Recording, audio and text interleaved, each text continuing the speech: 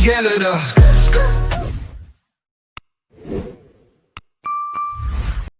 So the first one we have is about the U.S. You're one of the few Canadians who seems to have a direct line into the White House at times. Do you think that the pursuit of the 51st state, that's over? Or are we going to get back on that at some point? What's your view? You know, let me just preface my comments with this statement, because you are right.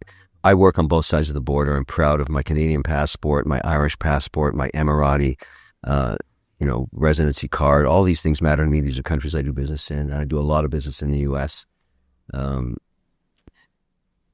So to understand what happened in the last 10 months between the relationship, and I actually witnessed it happening, between the U.S. and Canada, which have been allies since the beginning of time, for good reasons.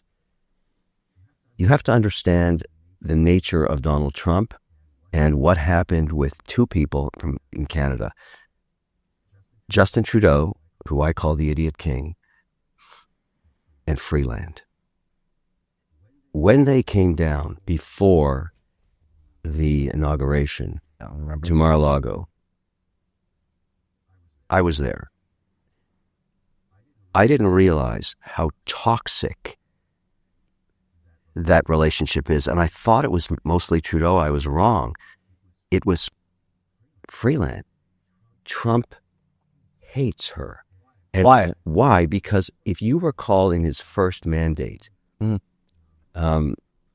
she started throwing barbs, and it was also with Trudeau, at him 2 years into his first term, all over the world, when there was tensions, little tensions, but they started, and he is like an elephant, he doesn't forget. But she also is radioactive waste in Mexico, Egypt, India, and China. She is the most incompetent politician that we've ever had in Canada.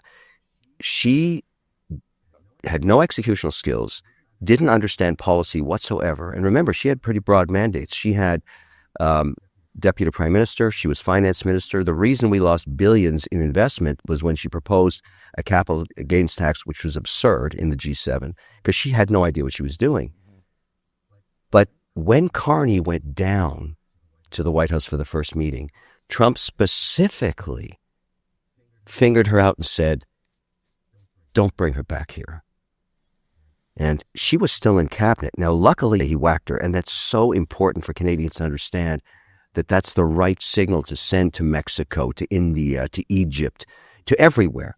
She is the most disliked Canadian on earth. I mean, I'm sorry I have to tell you the truth, but Canadians have to understand how bad she was and how good things can get now that she's gone.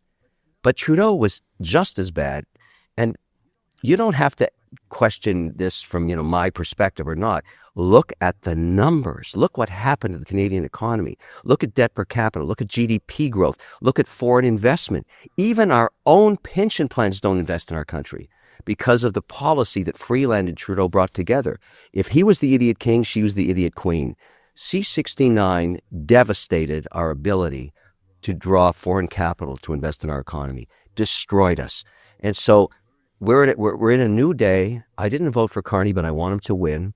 And I'm going to go on a limb here and tell you what I think should happen. Sure. I think he should actually call another election and give one of these guys a majority mandate. Because in Canada, you need to give the prime minister a majority mandate. That's how they get stuff done. If you look at the decline of Canada, it happened in the last 6 years of the idiot king's reign because he did not have a majority mandate. And he acquiesced to every whim for everybody, trying to make everybody happy, and destroyed the economy. And Freeland was doing the same thing. But now that she's gone, and now that the idiot king is gone, this is a new dawn for Canada, and I'm coming back to invest here. So how is Carney doing in recalibrating that relationship with Trump? I would say so far, so good. He did the right thing by whacking Freeland. That signals that he wants normalization. Well, she decided to leave. Sure, yeah, of course. That's whatever gets you through the night, that's fine. She got whacked, okay? And he did the right thing. And he's going to whack others. He's going to clean. Remember, that was the government that those ministers in there, they share the blame of destroying the Canadian economy. So you gotta find out of those, for lack of a better word, those turds, which ones are diamonds.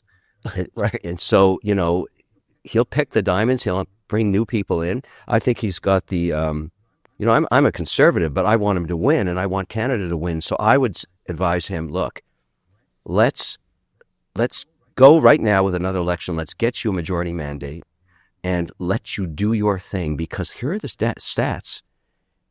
In the parliamentary system in Australia, England, and Canada, if you don't win a majority mandate, your longest term before another election is 12 to 18 months. Yeah. He can't get shit done in that short period of time. Yeah. We need to give this guy 4 clean years with a majority mandate.